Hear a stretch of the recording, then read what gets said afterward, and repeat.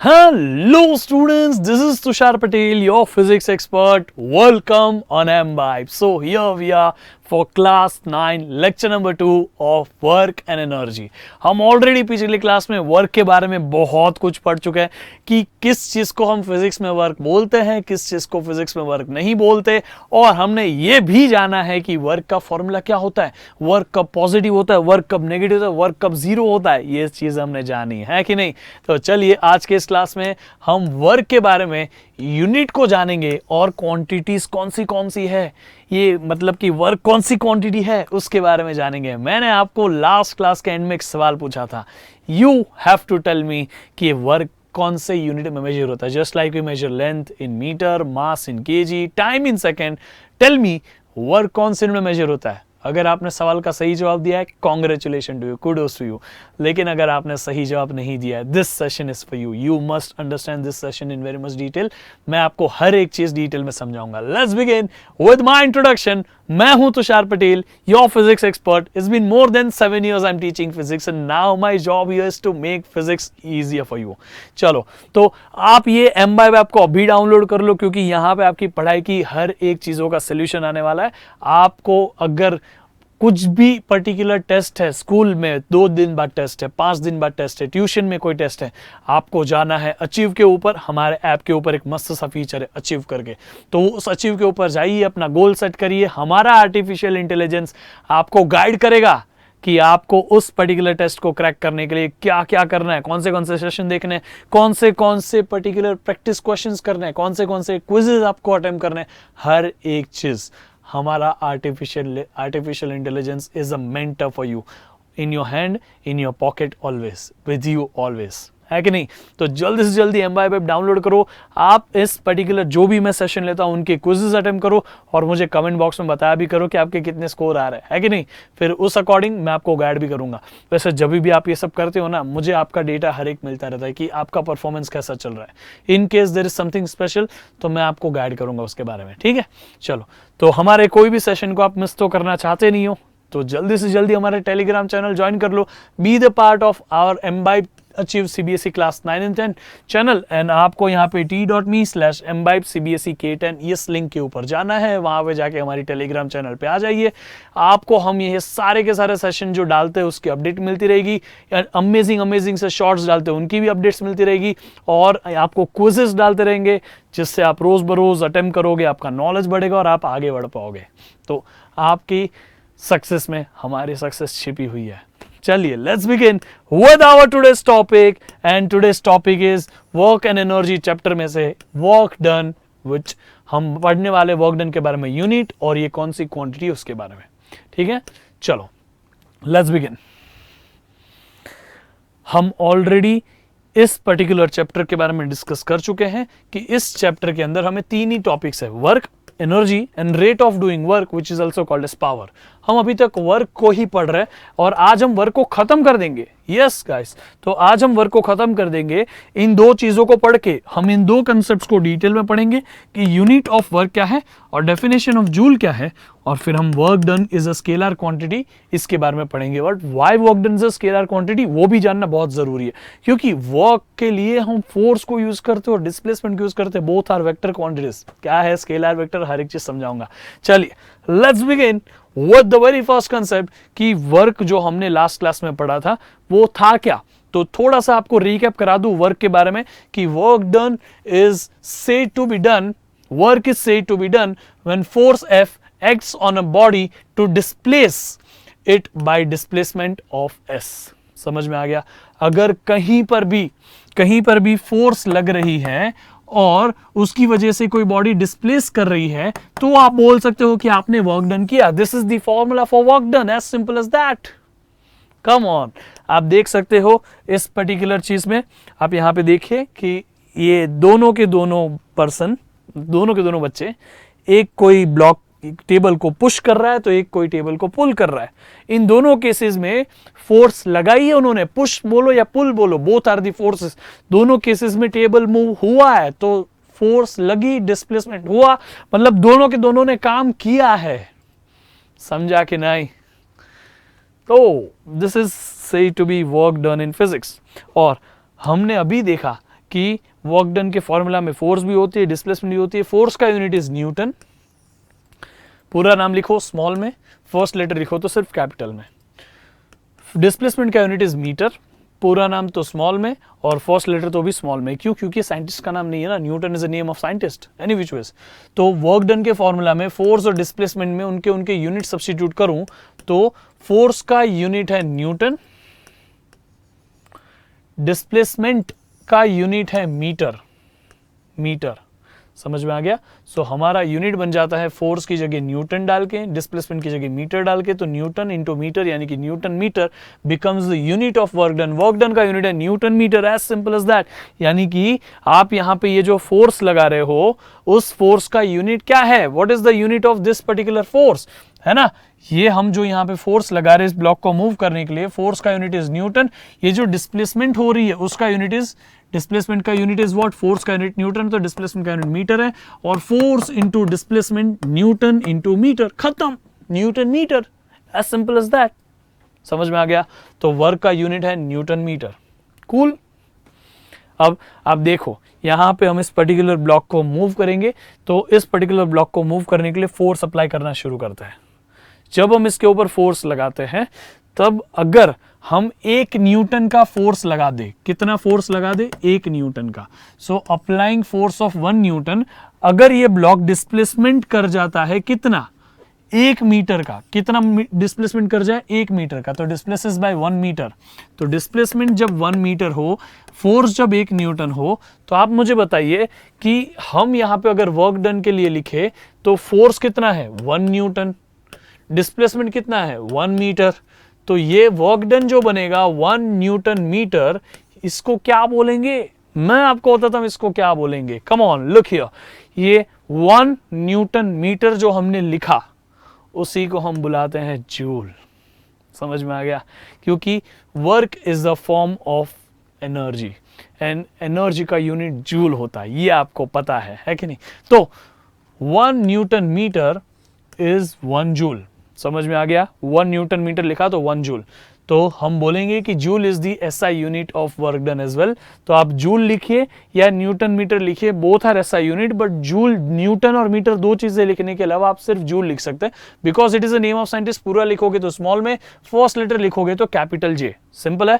और दूसरा, इस 1 जूल कितना होता है? जैसे हमने देखा 1 न्यूटन मीटर ही 1 जूल होता है, तो हम इस पर्टिकुलर चीज को डिफाइन भी तो करें।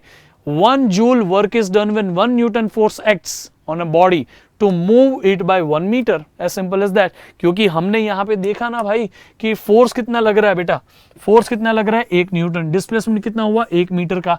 तो जो वर्क हुआ उसको बोलेंगे 1 जूल का वर्क होगा जब 1 न्यूटन का फोर्स लगेगा 1 मीटर की डिस्प्लेसमेंट करवाना है। समझ में आ गया? इसी को इंग्लिश में बोलो, amount of work done by 1 newton force to displace a body through distance of 1 metre. 1 newton का फोर्स लगेगा, बॉडी 1 मीटर से डिस्प्लेस करेगा, तो उसको हम बोलेंगे क्या? कितना वर्क हुआ? 1 जूल का वर्क हो गया। सिंपल ना? Very nice. तो ये जूल, अच्छा ये पर्सन का नाम जूल था, मैं आपको मिला देता हूं। इन्होंने इस पर्टिकुलर यूनिट के बारे में हमें सिखाया था और इन्हीं को हम क्रेडिट देने के लिए हमने इस यूनिट को जूल नाम दे दिया। एनर्जी के यूनिट को क्या नाम दे दिया? जूल, इनके कंट्रीब्यूशन की वजह से। ठीक है, चलो इस पर्टिकुलर क्विज को आंसर करो जल्दी से जल्दी। This is your quiz. Tetrahedron दिया आपको, click on the face having the correct answer. What is the SI unit of work? Work का एसआई यूनिट मुझे तो सामने दिख रहा है, आपको दिख रहा है क्या? चलो फिर भी घुमा के देखते हैं। मीटर नहीं, ये जेम्स क्या है भाई? ये नहीं, न्यूटन, न्यूटन तो फोर्स का है, मीटर डिस्प्लेसमेंट का है। Joule, very nice, joule is the unit of work. ओहो, it is correct answer, very nice. Let's go ahead. समझ में आ गया? Force into displacement is the formula for work. Newton into metre is the unit for work. We can also write it as joule. पूरा लिखोगे JOULE, तो otherwise सिर्फ first letter लिखोगे तो कैपिटल J। समझ में आ गया? तो याद रखेंगे यूनिट ऑफ वर्क के बारे में। तो यूनिट ऑफ वर्क तो अभी हम आपको समझ चुका। तो हमें यह भी समझना है कि अगर मैं इस पर्टिकुलर पर्सन को कहूं कि ये वेट लिफ्ट करे, तो देखो अभी वो वेट लिफ्ट करेंगे। देखिए लिखिए, ऊपर लेके गए तो ठीक है, अभी हम अगर इसको नीचे भी लेके आए, थोड़ा वापस ऊपर लेके गए, तो हम यहाँ पे कब से देख रहे हैं कि इसको ऊपर और नीचे अलग अलग, देखो नीचे लेके आए वापस, तो क्या ऊपर लेके जाते वक्त और नीचे लेके आते वक्त वर्क जो हुए दोनों वो ऐड किए जाए कि सब्ट्रैक्ट किए जाए? यानी कि जो हमने एफर्ट्स लिए हैं कि वो वर्क कर पाए हम, तो उन दोनों की वजह से जो डायरेक्शन में चेंज हुआ तो उससे वर्क की वैल्यू में क्या फर्क पड़ेगा? एक्चुअली में पहले केस में उसने ऊपर लिया, ग्रेविटी के अगेंस्ट में काम किया, फिर ग्रेविटी के साथ में काम किया नीचे लेते वक्त। तो क्या आप मुझे बता सकते हैं कि उसकी वजह से वर्क की वैल्यू क्या होगी? क्या ऊपर लेते वक्त का और नीचे लेते वक्त का दोनों ऐड होगा, या ऊपर लेते वक्त का और नीचे लेते वक्त का दोनों का माइनस होगा? क्या होगा? इस चीज को समझते हैं। चलिए, so for that we need to understand work कैसी क्वांटिटी है। समझ में आ गया? सो लेट्स अंडरस्टैंड कि वर्क कौन से टाइप की क्वांटिटी है। अगर हम समझ जाते हैं कि वर्क स्केलर है कि वर्क वेक्टर है, तो हमारे लिए काम ईजी हो जाता है। तो हम यहाँ पे पहले ही डिक्लेयर कर देते हैं कि work is a scalar quantity. समझ में आ गया? So let's declare the very first movement कि work is a scalar quantity. जब हम ये डिक्लेयर करते हैं तो काफी सारे सवाल उठते हैं, लेकिन उन सवाल के जवाब मैं आपको समझाता हूं। लुक हियर, चलिए देखते हैं स्केलर क्या है, वेक्टर क्या है, उसे भी हमें पहले समझना है। तो हम पहले इस छोटी से छोटी चीजों को देखते हैं। हमारे पास में जो इतना सारा हमने देखा कि वर्क स्केलर है, तो हमें ये भी तो समझना है कि फोर्स जो हम अप्लाई करते हैं वो क्या होती है। वो पुश हो सकती है, ये पुल हो सकती है, लिफ्ट हो सकती है। ये बंदा इस पर्टिकुलर कार को पुश कर सकता है, पुल कर सकता है, या लिफ्ट भी कर सकता है, कुछ भी कर सकता है। पुश करने पे कार आगे जाएगी, पुल करने पे कार पीछे आएगी, लिफ्ट करने पे कार ऊपर जाएगी। मतलब पुश, पुल और लिफ्ट अलग अलग डायरेक्शन में हो सकता है। तो उसकी वजह से शायद ये चीज अलग अलग डायरेक्शन में मूव भी करे। Whether the direction of force depends on the direction of expected motion. क्या ये डायरेक्शन ऑफ फोर्स जो है वो एक्सपेक्टेड मोशन के डायरेक्शन से मैच करता है या उस पर डिपेंड करता है? How would you determine the amount of work done by the applied force when we can apply force in so many different direction? Will the work done be same in every direction? Does work depend on direction? बताता हूं मैं। तो work scalar है कि vector है, उसे समझने के लिए सबसे पहले ये चीज समझिए कि स्केलर क्वांटिटी क्या है। Scalar quantity is a physical quantity which depends only on the magnitude and not the direction. आप स्केलर का एग्जांपल है टाइम। अभी टाइम हुआ है, ये अभी इधर भी टाइम उतना ही दिखा रहा है, इधर भी टाइम इतना दिखा रहा है, हर जगह टाइम उतना ही दिखाएगा, because time is a scalar quantity, does not depend on direction. आप टाइम को राइट में नहीं बता देना। किसी ने आपको पूछा कितना बजा, आप उसको बोलोगे अभी ना कुछ 7 बजा है, तुषार सर के लेक्चर का टाइम हुआ है, तो 7 बजा राइट में लेफ्ट में ऐसे तो नहीं बोलोगे ना। समझ में आ गया? सो time is a quantity which does not depend on direction, it just depends on magnitude. कितना बजा है बस उसी पे। Do you understand? तो जैसे हम यहाँ पे एक एग्जांपल लेते हैं। ये देखो, हम एक्चुअली मैं मास की बात कर रहा हूं। जब हम दो चीजों को कंपेयर करते हैं ना, तो हम मास कंपेयर कर देते हैं। भले ही यहाँ पे ये तराजू जो है वेट की वजह से डाउन हो रहा है, बट हम जब कंपेयर करते हैं तो मास कंपेयर होता है। तो मास को जब कंपेयर किया जाता है तो मास एक्चुअली स्केलर क्वांटिटी है। मैं कभी नहीं आज तक बोला कि 5 kg लेफ्ट में, 5 kg राइट में। मैं कभी दुकान पे जाके ये नहीं बोला 5 kg का गेहूं दे दो राइट में। अरे कैसे बोल सकते, कम ऑन यार। मास इज समथिंग जो राइट लेफ्ट ऊपर नीचे आगे पीछे हर जगह उतना ही रहता है। Do you understand? So scalar quantity का एग्जांपल है मास है, टाइम है, और भी बहुत सारे। आप मुझे बताओ ना कमेंट करके, और आपको कौन से पता है। एनी विच वेज, चलो वेक्टर क्या है उसे भी समझते हैं। वेक्टर वो क्वांटिटी होती है जिनमें मैग्नीट्यूड और डायरेक्शन दोनों इफेक्ट कर जाते हैं। आप मुझे बताओ, अगर मुझे यहां से वहां जाना है तो वहां पहुंचने के लिए जरूरी है ना मेरा डायरेक्शन भी फिक्स्ड हो। कितनी स्पीड से जाना है वो अलग बात है, कितना लंबा जाना है वो अलग बात है, लेकिन कौन सी दिशा में जाना है वो भी तो जरूरी है, तभी तो मैं वहां पे पहुंच पाऊंगा। अदरवाइज मैं यहां पहुंच पाऊंगा अगर मेरा डायरेक्शन ये रहा, अदरवाइज मैं वहां चला जाऊंगा अगर मेरा डायरेक्शन वो रहा, और वहां मैं पीछे चले जाऊंगा अगर मेरा डायरेक्शन कुछ और रहा। तो अलग अलग डायरेक्शन में अगर आपका चेंज हो जाता है वैल्यू, जैसे मैं इस पर्टिकुलर बोर्ड को ऐसे पुश करूंगा तो ये पीछे गिरेगा, मैं इसको आगे की तरफ खींचूंगा तो आगे आएगा। Changing the direction of force changes the entire effect. समझ में आ गया? Changing the direction of motion changes the destination. समझ में आ रहा है? सो ऐसी क्वांटिटीज जो होती है उन्हें हम वेक्टर क्वांटिटी बोलते हैं. We call this type of quantity as a vector quantity. Displacement is a vector quantity because हमें बोलना पड़ेगा मुझे वहां जाना है तो उसके along displacement होगा. अगर मैं बोलूंगा यहां जाना है तो इसके along displacement होगा. I cannot reach here by specifying displacement in this direction. Come on यार, आप स्कूल में जाने के लिए पहले कहीं बीच पे तो नहीं चले जाते ना. समझ में आ गया? सो बात यह है कि आपको ये चीज को ध्यान रखना है कि वेक्टर्स वो होते हैं जिनमें मैग्नीट्यूड के साथ डायरेक्शन भी, कितनी स्पीड से जाना है वो अलग बात है, लेकिन कौन सी दिशा में जाना है ये भी जानना जरूरी है. समझ में आ गया? तो इस कार को देखो, अभी हम इस कार को आगे की तरफ मूव करना चाहते हैं तो हम यहाँ पे ड्रैग करेंगे तो ये कार आगे आगे आगे आगे आगे आगे जाती रहेगी. Do you understand? तो आगे जा रही है तो कहीं और पहुंची, पीछे आ रही है तो वापस इधर पहुंच गई. तो अलग अलग डायरेक्शन में काम अलग अलग हो जाता है. समझ में आ गया? मतलब कि ये अलग अलग डायरेक्शन में अलग अलग इफेक्ट दे रही है. तो it is a vector quantity. याद रखेंगे डिस्प्लेसमेंट क्या है बेटा? वेक्टर क्वांटिटी है. इजी. तो हमें पता है फोर्स क्या है बेटा? वेक्टर क्वांटिटी है. क्यों फोर्स वेक्टर क्वांटिटी है? क्योंकि अगर फोर्स वेक्टर ना होती तो मैं इस पर्टिकुलर टेबल को, इसको देखो पुल कर रहा हूं और इसको देखो पुश कर रहा हूं. पुल करते वक्त में, कम ऑन लुक हियर, पुल करते वक्त में हम टेबल को अपनी तरफ खींचते हैं, पुश करते वक्त में हम टेबल को अपने से दूर फेंकते हैं. दोनों तरीके में हम अलग अलग डायरेक्शन में फोर्स अप्लाई करते हैं. Do you understand this? So इधर देखो ये पुश कर रहा है, पुश, और यहां देखो ये पुल कर रहा है, अपनी तरफ है.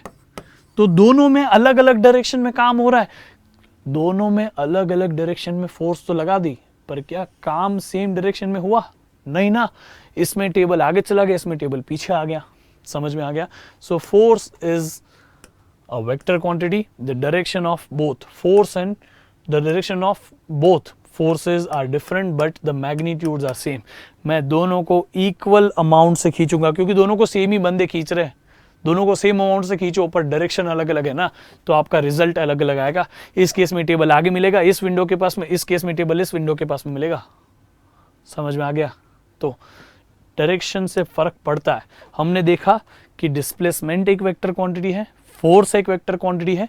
यानी कि हम यहाँ पे जो कब से पढ़ रहे हैं ना, ये फोर्स वो एक्चुअली एक वेक्टर है. It depends on direction. ये डिस्प्लेसमेंट को जो पढ़ा वो भी वेक्टर है, बिकॉज हम कहाँ जाएंगे वो स्पेसिफाई करना पड़ता है. It has direction. ये भी वेक्टर है. दोनों के वेक्टर होने के बावजूद भी वर्क जो है वो वेक्टर नहीं है, नहीं है, नहीं है.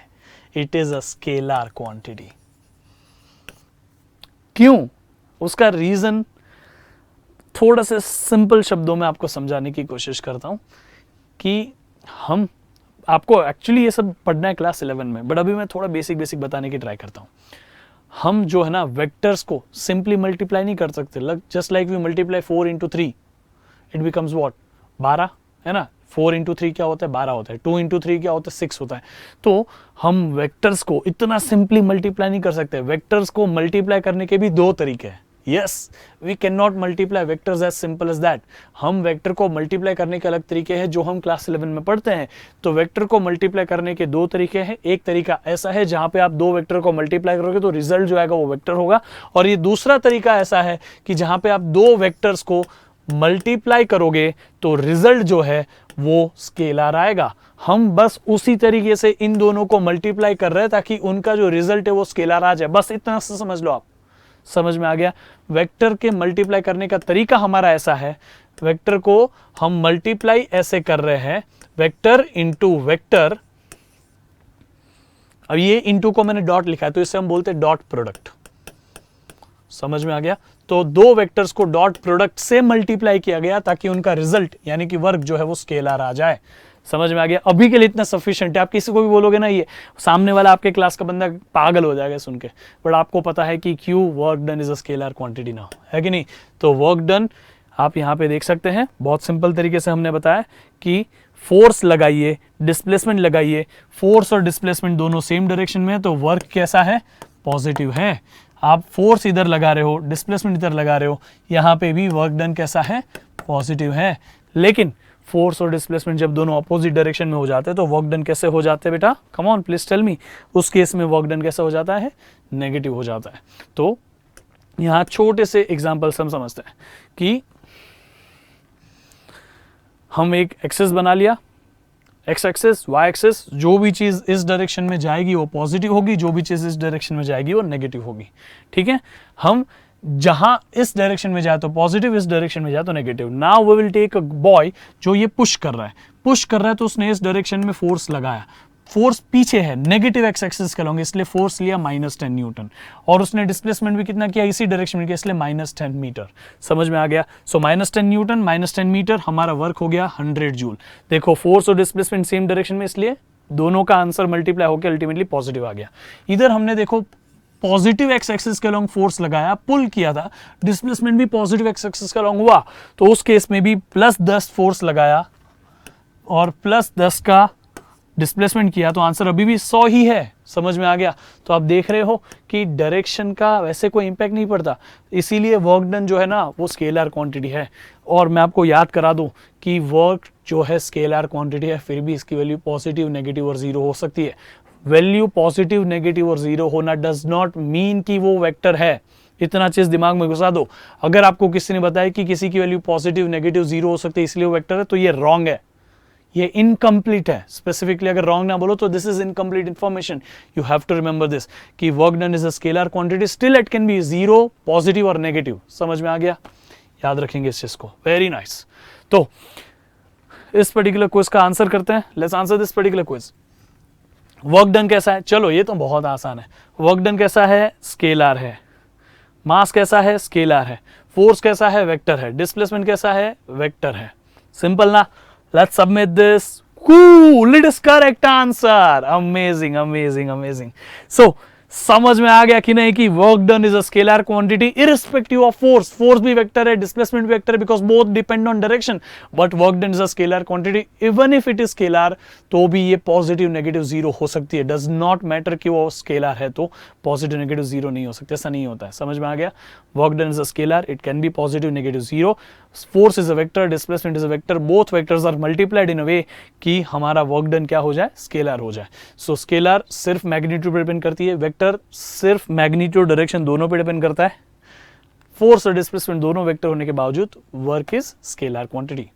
समझ में आ गया? बहुत आसान था ना? तो आपके लिए एक छोटा सा सवाल है।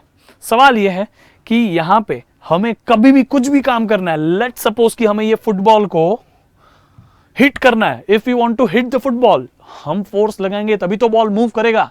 सो हमें उसके लिए क्या चाहिए? पानी नहीं। What do we require to do some work? हमें क्या चाहिए ताकि हम काम कर पाए? इस चीज का सवाल का जवाब आपको मुझे इस वीडियो के कमेंट बॉक्स में देना है। जिसका भी सवाल का जवाब सही होगा उसको मैं हार्ट दिलाऊंगा कमेंट में, है कि नहीं? तो जल्दी से जल्दी आपके इस सवाल का जवाब इस कमेंट बॉक्स में कमेंट करिए और हमारे एमबाइब ऐप के ऊपर आ जाइए। Be the part of Embibe family and download the Embibe app right now. और हमारे टेलीग्राम चैनल का हिस्सा तो अभी बन जाइए ताकि आपका कोई भी क्लास मिस ना हो। सब आपकी जो भी चीज़ें हम एमबाइब पे रिलीज कर रहे हैं ना, सारी की सारी अपडेट यहाँ पे आती रहेगी। सो आपकी कभी भी कोई भी चीज़ मिस नहीं होगी। समझ में आ गया? आप क्विज बोलो, शॉर्ट्स बोलो, लेक्चर्स बोलो, हर एक चीज़ की अपडेट मिलेगी। Be the part of this channel. Link is given here, QR code ये रहा। Link is also given in description box as well as comment box. जल्दी से जल्दी इस वीडियो को लाइक कर दो, इस चैनल को सब्सक्राइब कर दो और कमेंट बॉक्स में आज के मेरे सवाल का जवाब दीजिए। Till then keep imbibing.